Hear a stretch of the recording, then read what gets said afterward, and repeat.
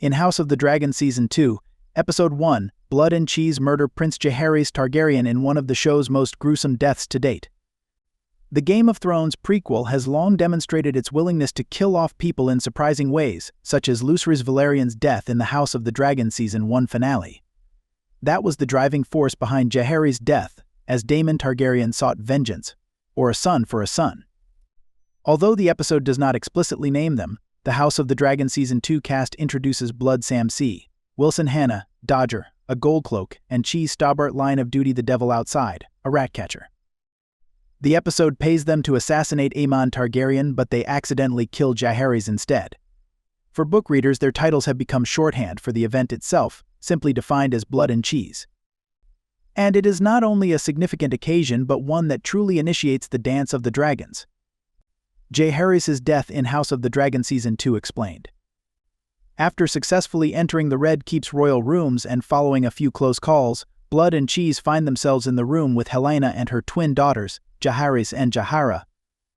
With Cheese holding a knife to Helena's throat and Daemon's orders ringing in their ears, not to mention the promise of riches, Blood beheads Prince Jaehaerys, the Iron Throne heir according to Team Green. There was no way Blood and Cheese were going to get out without killing someone, and sadly that meant a little child. It was initially unclear who they'd killed, as were the two men themselves, until Helaena finds Alicent and says they killed the boy, proving Blood and Cheese's murder of Jaehaerys without a doubt. This raises a larger question: why did Helaena decide to save Jaehaera?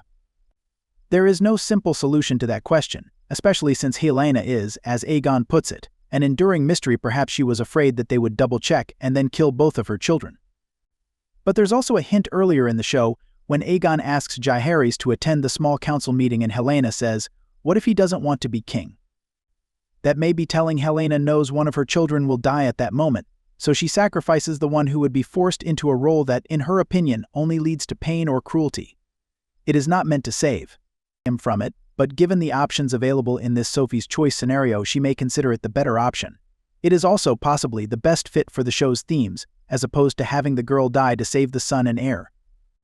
If Daemon couldn't find Aemond, did he order Blood and Cheese to kill Jaehaerys? The other important mystery surrounding Blood and Cheese is what exactly their orders from Daemon were.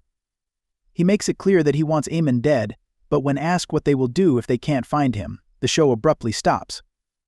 Did Daemon specify that they should only kill Aemond, or did he tell them to kill someone else, possibly Aegon's son? Currently, there is no conclusive answer to that question, despite Cheese's statement that they were instructed to make it a son for a son. This is likely intentional, leaving viewers and Rhaenyra uncertain about the extent of Daemon's actions. Despite being a father, Daemon has demonstrated his cruelty, nasty nature, and willingness to kill anyone who has offended him. This would be a significant step, even for him, so there might be a tendency, particularly among his admirers, to believe he didn't do it, which is an intriguing way for the program to connect with Fire Blood. The work tells the story from several historical perspectives, making the truth uncertain. The show has traditionally. How do Blood and Cheese differ from Fire and Blood? After Lucerys' death in the novel, Daemon hires Blood and Cheese, through Lady Mysaria, to get retribution.